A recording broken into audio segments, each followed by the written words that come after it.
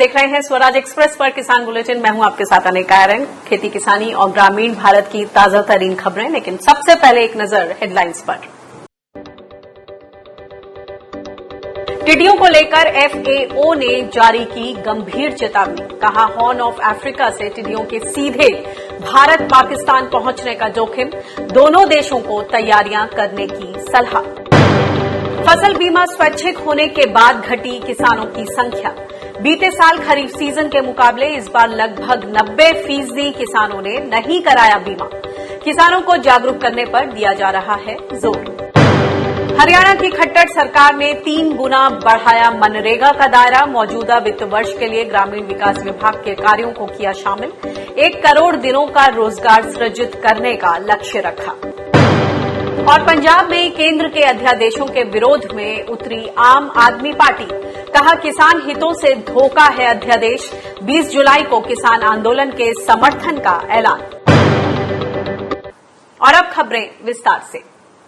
एक तरफ राजस्थान, हरियाणा, उत्तर प्रदेश, मध्य प्रदेश और गुजरात में टिड्डी दलों का हमला बढ़ रहा है, तो दूसरी तरफ संयुक्त राष्ट्र के खाद्य और कृषि संगठन यानी FAO ने इस बारे में गंभीर चेतावनी जारी की है। जारी अलर्ट के मुताबिक हॉर्न ऑफ अफ्रीका से टिड्डियां सीधे भारत पाकिस्तान पहुंचने वाली हैं। पूर्वी सोमालिया से उड़ान भरने वाली ये टिड्डियां हिंद महासागर पार करके भारत पाकिस्तान में समर ब्रीडिंग वाले इलाकों में पहुंचेंगी। इस बीच भारत पाकिस्तान सीमा के दोनों तरफ टिड्डियों ने समर ब्रीडिंग यानी गर्मी के सीजन में अंडे देने शुरू कर दिए हैं। राजस्थान और उत्तरी गुजरात, जबकि पाकिस्तान के थारपारकर, नारा और चोलिस्तान के रेगिस्तान में इसी महीने अंडों से टिड्डियां निकलने लगेंगी। FAO की चेतावनी के मद्देनजर भारत सरकार ने टिड्डी नियंत्रण की पुख्ता तैयारी होने के दावे किए हैं। कृषि मंत्रालय की ओर से जानकारी के मुताबिक 11 अप्रैल से 9 जुलाई के बीच राजस्थान, मध्य प्रदेश, पंजाब, गुजरात, उत्तर प्रदेश और हरियाणा में लगभग 3 लाख हेक्टेयर क्षेत्र में टिड्डी नियंत्रण किया गया है। अभी टिड्डी नियंत्रण के लिए बनाई गई 60% टीम्स को राजस्थान, गुजरात, मध्य प्रदेश और उत्तर प्रदेश में लगाया गया है, क्योंकि अभी यही सबसे ज्यादा टिड्डियां सक्रिय हैं। इसके अलावा राजस्थान में 15 ड्रोन्स के इस्तेमाल से कीटनाशकों का छिड़काव किया जा रहा है। जोधपुर इलाके में टिड्डी नियंत्रण के लिए बेल हेलीकॉप्टर को लगाया गया है। वहीं सेना ने भी एंटी लोकस्ट ऑपरेशन में MI-17 हेलीकॉप्टर्स का ट्रायल किया है। इस बीच टिड्डियों ने राजस्थान से लेकर उत्तर प्रदेश तक खरीफ की फसलों को भारी नुकसान पहुंचाया है। इस समय खेतों में मक्का, धान और गन्ने के साथ दलहनी फसलें लगी हुई हैं। किसान इन्हें बचाने के लिए अपने स्तर पर पूरा प्रयास कर रहे हैं। इस दौरान टिड्डियों को राष्ट्रीय आपदा घोषित करने की मांग भी जोर पकड़ने लगी है। किसान टिड्डी से फसलों के नुकसान के लिए मुआवजा देने की भी मांग कर रहे हैं। टिड्डियों को लेकर फूड एंड एग्रीकल्चर ऑर्गेनाइजेशन ने गंभीर चेतावनी जारी की है। इस पर भारत की किस तरह की तैयारियां हैं, इस पर बातचीत करते हैं। हमारे साथ KL गुर्जर साहब हैं, जो कि लोकस्ट डिवीजन फरीदाबाद में plant protection, quarantine and storage के डेप्यूटी डायरेक्टर हैं। गुर्जर साहब, स्वागत है आपका किसान बुलेटिन में। किस तरह की तैयारियां? जी, अभी जो FAO ने रिसेंट जो अलर्ट जारी किया है कि नॉर्थ ईस्ट जो सोमालिया है वहां से कुछ पॉपुलेशन उड़ करके और गुजरात के जो बॉर्डर है वहां पर, जो कच्छ का बॉर्डर है वहां पे आने का अंदेशा जताया है, तो हम उसके लिए तैयार हैं, अलर्ट हैं और हमने एक्स्ट्रा टीमें वहां पे डिप्लॉय कर दी है। और स्टेट जो गवर्नमेंट है गुजरात और राजस्थान, वो भी इसके लिए तैयार हैं। और जो भी रिसोर्सेज, जो टीम्स हैं वो हमारी उसके लिए तैयार हैं।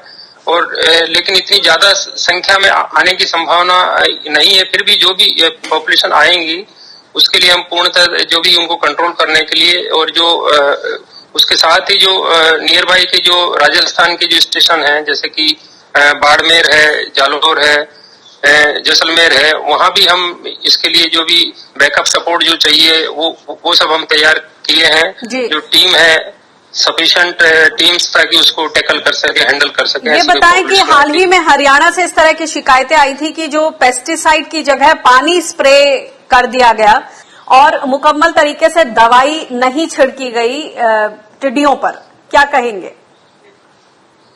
नहीं, उसमें जो ऐसा है ना, जो हमारी टीमें हैं, जो जो मैलाथियन स्प्रे करती है, जो LW के जो व्हीकल माउंटेड स्प्रेयर हैं, वो भी वहां पर गए थे और साथ में जो स्टेट एग्रीकल्चर डिपार्टमेंट के द्वारा जो ट्रैक्टर माउंटेड किए जाए जो स्प्रेयर हैं, जो पानी में उसका घोल बना करके उस दवा का और फिर उससे स्प्रे करते हैं पेड़ों के ऊपर, वो प्लस उसके अलावा जो फायर ब्रिगेड है जिसमें कि उसका सॉल्यूशन बना के जो पेस्टिसाइड का पानी में और घोल बना के फिर स्प्रे किया जाता है, वो सारे जो भी रिसोर्सेज थे वो सब वहां पे अवेलेबल थे और सबने स्प्रे किया है। तो ऐसा कोई रिपोर्ट नहीं आया कि पानी का जो मतलब घोल बना के मतलब सिर्फ पानी से छिड़काव कर दिया, ऐसी कोई सूचना नोटिस में नहीं है हमारे। लेकिन वहां पे जो भी अभियान जो चला था उसके बाद जो हमारी जो गाड़ियां गई थी प्लस वहां की जो रिसोर्सेज से सबने मिलकर वहां पे सक्सेसफुली उसको जो पॉपुलेशन थी जो उसको कंट्रोल किया है। सर, इसको लेकर सोशल मीडिया पर काफी ट्वीट्स भी आए हैं और किसान नेताओं के, जहां उन्होंने बोला है कि इस बारी हो गया लेकिन अगली बार छिड़काव में इसका ख्याल रखिएगा। बहरहाल ये बताइए कि आगे जब इस समय सबको ये डर है कि अंडों को लेकर चिंता है कि फिर से जो टिड्डियां हैं रेगिस्तान में जो रेतीली जमीन है उसमें आकर फिर से अंडे दे दें और फिर से एक बार ये समस्या एक और दल वहां से आ जाए, इसको टैकल करने के लिए क्या उन एरियाज की मॉनिटरिंग की गई है, उनका अध्ययन किया गया है साइंटिफिक कम्युनिटी द्वारा, किस तरह की तैयारियां उस फ्रंट पर? बिल्कुल, जो अभी जो पॉपुलेशन आ रही है वो बहुत उसमें से काफी मैच्योर हो रही है, पीले रंग की हो रही है और जो जहां पर बैठ रही है वहां पे एग लेइंग वगैरह भी कर रही है, तो उसको हम स्पेशली जो ऐसी लोकेशंस हैं जो कि मैटिंग स्टेज में और जो एग लेइंग स्टेज में जो बैठ रही है उसी लोकेशंस पे दोबारा वहां पर 10 दिन के बाद सर्वे करवा रहे हैं और कोई ऐसा स्पॉट नहीं छोड़ रहे कि जहां पे होपर इमरजेंस होते हैं या नई उससे जनरेशन निकलती है वो अनडिटेक्टेड रह जाए, ताकि वो वहां से एक नई जनरेशन पैदा नहीं हो, और उसको हम टाइमली कंट्रोल कर रहे हैं, वॉच कर रहे हैं। और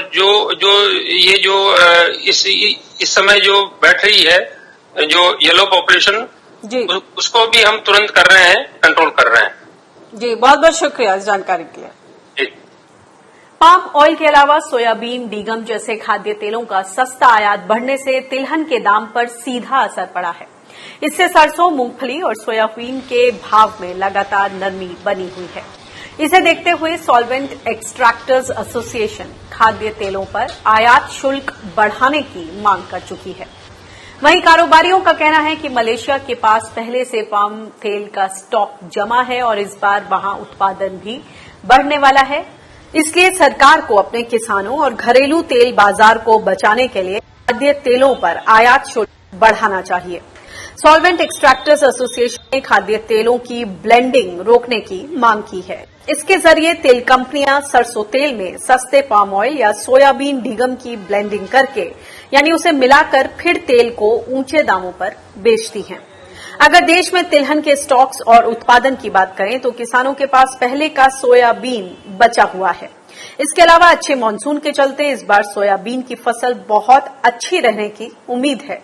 जाहिर है कि अगर सस्ता आयात जारी रहा तो किसानों को इसका नुकसान उठाना पड़ेगा। सेब के बागवानी की बात करें तो जहन में शिमला और जम्मू और कश्मीर आ जाता है, ये ठंडे प्रदेश। लेकिन आप ये जानकर हैरान होंगे कि मैदानी इलाकों में, यहां तक कि जो गर्मी वाले प्रदेश हैं वहां पर भी किसान अब सेब की खेती कर रहे हैं। ये एक प्रयोग है। कैसा ये प्रयोग है आइए जानते हैं इसके बारे में, देखिए ये रिपोर्ट। प्रयागराज को संगम के अलावा सुर्ख और मीठे अमरूदों के लिए भी जाना जाता है, लेकिन यहाँ के एक किसान रुद्र प्रताप सिंह ने सेब उगाने के असंभव से लगने वाले सपने को सच कर दिखाया है। रामपुर गांव के इस किसान की सालों की मेहनत और प्रयोग का नतीजा है कि सेब के पेड़ में इस बार फल आ गए हैं। गांव के भी लोग हंसते थे, मना करते थे कि ये कश्मीर की चीज है, यहाँ नहीं होगी, यहाँ नहीं होगी, जिद मत करो। लेकिन फिर भी जिद के आगे जो है हमको मतलब वही बस बाग ही हमारे दिमाग में चलती रहे। डाटा भी इनको कितना पैसा बर्बाद कर दिया और गांव वाले भी हंसी लेते थे, लेकिन हाँ इन लोगों की मेहनत जब सफल हुई तो हमको भी खुशी हुई और गांव वाले भी देखने लगे, कह रहे कहाँ से सेब उग गया, कहाँ से फल देने लगा। तो इससे बड़ी खुशी हुई कि आगे भविष्य में और लगाने के लिए इन्होंने कहा। यूपी ही नहीं, ओडिशा और इम्फाल के किसान भी सेब की बागवानी में हाथ आजमा रहे हैं और सफल हो रहे हैं। किसान इसमें कम ऊंचाई की बागवानी के लिए विकसित सेब की प्रजातियों का इस्तेमाल कर रहे हैं। इसमें HRMN 99, अन्ना और डोरसेट गोल्ड जैसी किस्में प्रमुख हैं। एक अध्ययन के मुताबिक सेब की HRMN 99 प्रजाति को किसी भी जलवायु में उगाया जा सकता है, जबकि अन्ना गोल्ड प्रजाति कम ऊंचाई वाले इलाकों में खेती के लिए कारगर साबित हो रही है। इस बार जो है अन्ना गोल्ड का पौधा मंगा के, जो हमारे यहाँ पौधा था घर का जामा हुआ, उस पर ग्राफ्ट किया तो 1 साल में ही इनमें फूल फल आ गए दोनों। ये हमारी मतलब बहुत बड़ी उपलब्धि थी, हमको भी बहुत अपार खुशी हुई। मसी HRMN 99 हाइबा अमा अदे अन्ना हाइबा अमा अदगी डोरसेट गोल्डल हाइबा जिमगा वखल अहुमजिन अदो मसी की प्रोसेस मरु कदाय दगी पामी सिंसे कमाय तो पोरकोना कमाय तो उनता हाबियो मसी NIF की अगै एजेंट येलोंगम जिना मई हिमाचल प्रदेश दगी चेलकपनेना आइ अदुगा पिरकपने थाजेना हाना कनो अखोगी एक्सपोजन को थाजेना हायदुदा हाबेका मतम कुइनगा हाना हायमगा पिरक्तेवा अदो अखोना अदोगी मरमदा खरा हंगुई कायना तक्सनबा दुम नै थानिंगया पामनि फाव थाबा हंगु मत पांगनि पालु का चिनोदि कमाय दो खंगदे मोय हाना असोंगी मिगी हाना पानु नि पाना खद्रगा दि खनबा अदुगा सिमाना थुना पाना खनिगा दि खनुदि। मैदानी या कम ऊंचाई की जगहों पर सेब उगाने के ये प्रयोग भले ही सफल हों, लेकिन असल सवाल ये है कि क्या इनकी कमर्शियल खेती हो पाएगी? क्या ये सेब रंग और जायके जैसी क्वालिटी में कश्मीर या शिमला के सेबों का मुकाबला कर पाएंगे? Bureau report, Swaraj express. आमतौर पर जब सेब का ख्याल आता है तो जहन में आते हैं ठंडे प्रदेश, मगर अब कुछ मैदानी इलाकों में भी सेब की खेती कर रहे हैं किसान, चाहे भले ही प्रयोग के तौर पर कर रहे हैं। उस पर और ज्यादा जानकारी लेते हैं। हमारे साथ AK सिंह जी मौजूद हैं, फोन लाइन पर जुड़ गए हैं, जो कि DDG हैं, deputy director general horticulture ICAR से। आपका बहुत बहुत स्वागत है किसान बुलेटिन में। सर, ये बताएं कि मैदानी इलाकों में अब सेब की खेती कर रहे हैं किसान, आप इसको किस तरह से देखते हैं? क्योंकि आमतौर पर हम जब सेब की बात करते हैं तो ठंडे प्रदेश जैसे हिमाचल प्रदेश, जम्मू और कश्मीर जहन में आते हैं, मगर अब मैदानी इलाकों में सेब की खेती कितनी सही आप इसको मानेंगे? हाँ, हम लोगों के भी संज्ञान में आया है कि हिंदुस्तान के कई मैदानी क्षेत्रों में सेब की कुछ जगहों पर खेती हो रही है, हालांकि व्यावसायिक तरीके पे नहीं हो रही है। जो हम लोगों ने सूचना इकट्ठा किए हैं उससे यही परिलक्षित होता है कि ये बहुत छोटे छोटे बागान हैं, बड़े बागान नहीं है। मतलब संख्या में 40, 50, 100, 200 पौधे ऐसे लगाने की सूचना अभी तक हम लोगों को मिली है। तो इसमें हम 2 बातें कहना चाहेंगे। एक तो देखिए, कुदरती तौर पे सेब एक ठंडे प्रदेश की फसल है, जिसकी सफल खेती के लिए एक निश्चित तापक्रम जो कि करीब 7 डिग्री सेल्सियस होता है, उसका जो है 450 और 500 घंटे की जरूरत होती है। हालांकि यह प्रजातियों के आधार पर भिन्नता भी होती है जी। तो अभी जो सूचनाएं हम लोगों को मिली हैं वो बड़े ही छोटे स्तर की मिली हैं। बहुत ही उनका सैंपल साइज बहुत छोटा है और वो कई ढेर सारे वर्षों का डेटा उनके पास नहीं है। तो हम लोग भी कोशिश कर रहे हैं कि पता करें उनको कि कैसा यील्ड है, कैसी फल की गुणवत्ता है, बीमारियां लग रही हैं, कीड़े लग रहे हैं, कैसे उसका निजात पाया जा रहा है। हर तरीके से देख रहे हैं कि अगर इसमें कुछ दम है तो क्या इसको व्यावसायिकी का रूप दिया जा सकता है कि नहीं। इसके लिए हम लोगों को थोड़ा और डेटा की जरूरत है, जिसके लिए हम लोग प्रयासरत हैं। सर, ये बताएं कि इसमें बोला जा रहा है कि कुछ वैरायटी आई है, इजराइल से ली गई है और मणिपुर, ओडिशा आप बात कर लीजिए पंजाब में होशियारपुर या फिर अमरूदों का शहर प्रयागराज, वहां तक इस तरह के सेब की खेती हो रही है। मगर आप जिस तरह से कह रहे हैं कि इस पर अभी और ज्यादा रिपोर्ट्स आनी है, आप इंफॉर्मेशन इकट्ठा कर रहे हैं, तो किसानों को किस तरह का सुझाव देना चाहेंगे आप? किसानों से हम आग्रह यही करना चाहेंगे कि जल्दीबाजी में कोई फैसला ना लें। छोटे स्तर पे अगर चाहें तो अपने किचन गार्डन में 2-4 पौधे लगा करके देख लें, क्योंकि इसके व्यावसायिकी के लिए हम तो चाहेंगे जब तक इसके उत्पादन में, उपज में, गुणवत्ता में अगर निरंतरता नहीं रहती है तो व्यावसायिकी की दृष्टि से यह थोड़ा सा रिस्क वाली फसल हो सकती है, क्योंकि मैदानी हिस्सों में इतना इसको चिलिंग रिक्वायरमेंट नहीं हो पाएगी। हो सकता है शुरुआती वर्ष में हम लोग अनुमान कर रहे हैं कि फसल ठीक ठाक हो जाए, लेकिन इसमें चिड़ियों का प्रकोप बहुत ज्यादा बताया गया है और हम लोग यह भी उम्मीद कर रहे हैं कि इसका एक तरीके से भौगोलिक परिवर्तन है इस फसल के लिए, पहाड़ से मैदान के लिए। तो हम लोग कई प्रकार से अपने फिंगर को क्रॉस करके रख रहे हैं कि फसल कैसी होगी। अगर नई तरीके की मुश्किलें किसानों के सामने आती हैं तो उस चुनौतियों का सामना किसान कैसे करेगा। तो इस तरीके की चुनौतियां हम लोगों के ही मन में है। तो किसानों से एक बहुत ही सावधानी वाली बात हम कहना चाहेंगे और अगर थोड़ा बहुत कर भी रहे हैं तो बिना वैज्ञानिकी के निवेश के ना करें। जो कि विशेषज्ञ हों उस फसल के, ऐसी फसलों की, चाहे उसके उत्पादन के लिए, चाहे प्रजातियों के चयन के लिए, उसमें जो है विशेषज्ञों की सलाह ले करके ही आगे बढ़ें। मेरी एडवाइस फिलहाल तो यही रहेगी।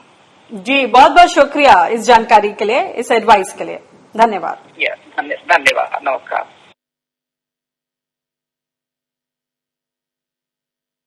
केंद्रीय वित्त मंत्री निर्मला सीतारमण ने राज्य सरकारों से पीएम फसल बीमा योजना की प्रीमियम सब्सिडी में अपना हिस्सा समय पर जारी करने के लिए कहा है।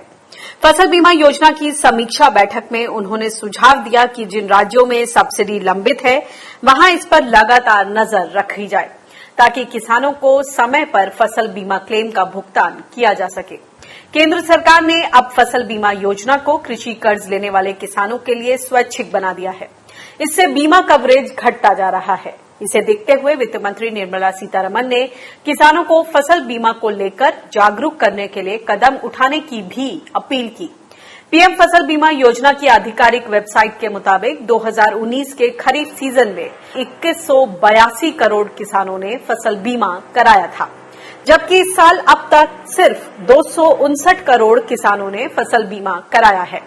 इस साल बैंक से कर्ज लेने वाले किसानों से ज्यादा बैंक से कर्ज न लेने वाले किसानों ने फसल बीमा कराया है।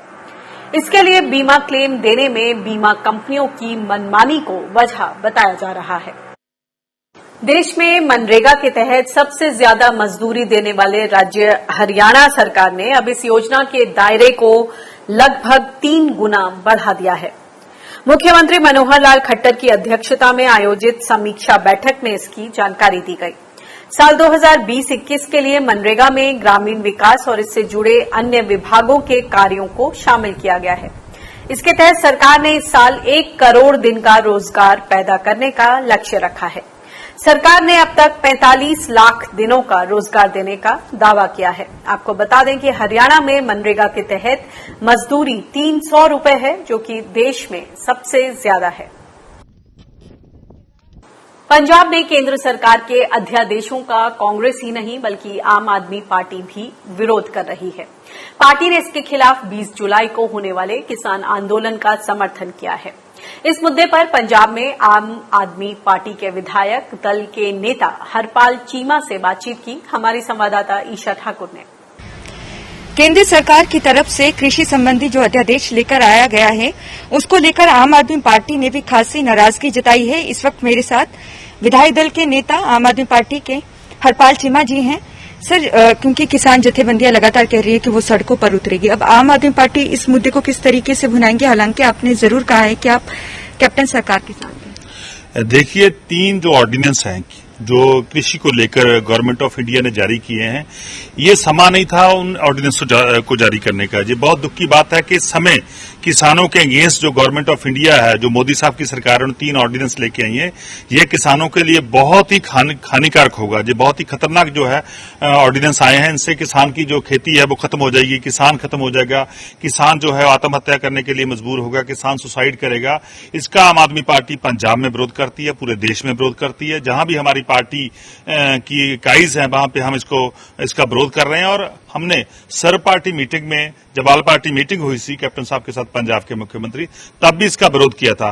जो दूसरा अकाली दल है, वो इसका सपोर्ट कर रहा है। जो अकाली दल अपने आप को किसानों की पार्टी खवाता था, अपने आप को बस किसान का हितैषी कहलाता था, पर लेकिन आज उसका जो चेहरा है वो नंगा हुआ है, चेहरा जो निकाब हुआ है कि आज वो किसान के अगेंस्ट काम कर रहा है। और हम इस पे ऊपर एक बहुत बड़ा प्रोटेस्ट जो है वो शुरू करने जा रहे हैं, क्योंकि अब कोरोना महामारी है, कोरोना के कारण वो प्रोटेस्ट रुका हुआ है।